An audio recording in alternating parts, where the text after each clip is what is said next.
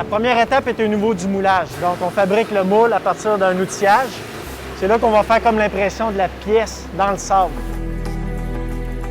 Faber Aluminium, en premier, c'est une fonderie d'aluminium. Donc, on coule des pièces par le procédé coulage par gravité, soit dans un moule en sable, on a 2 types de sable, ou des moules en fonte.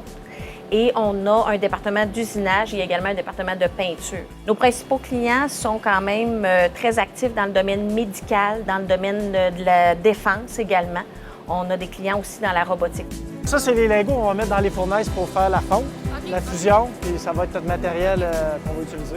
On est quand même très positif face à l'avenir. Malgré la crise actuelle, on a des nouveaux clients, on a des nouveaux contrats.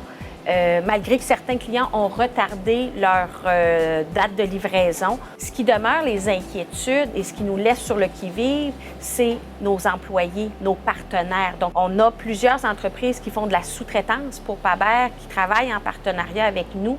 Donc, si eux vivent des cas d'éclosion, par exemple, de quelle façon ça va affecter nos délais de livraison, le service? Tous les nouveaux équipements qu'on met en place depuis les dernières années, c'est jamais pour remplacer les humains. Il y a tout le temps un besoin. C'est juste pour essayer de rendre la vie des gens plus agréable au niveau du travail. Depuis déjà plusieurs années, on est en recrutement continuellement. En ce moment précis, on a une quinzaine de postes à combler.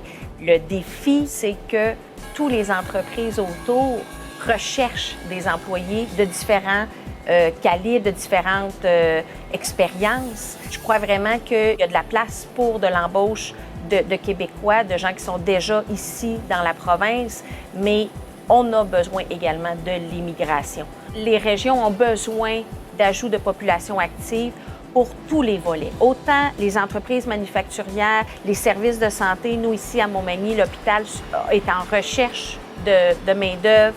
Tous les services complémentaires, restauration, hôtellerie, sont en recherche de main-d'œuvre.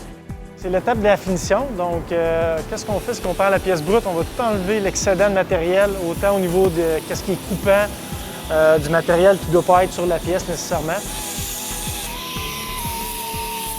On exporte près de 60 de nos ventes aux États-Unis.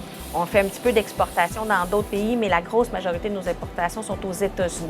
Et c'est certain que lorsque les différents changements de politique américaine ont amené de la taxation sur l'aluminium, au début, lorsque ça a été appliqué en 2018, le 1er juin, on a eu certains produits qui ont été surtaxés. On reste toujours vigilant, toujours à l'affût de l'information, de l'actualité, parce que la politique demeure imprévisible.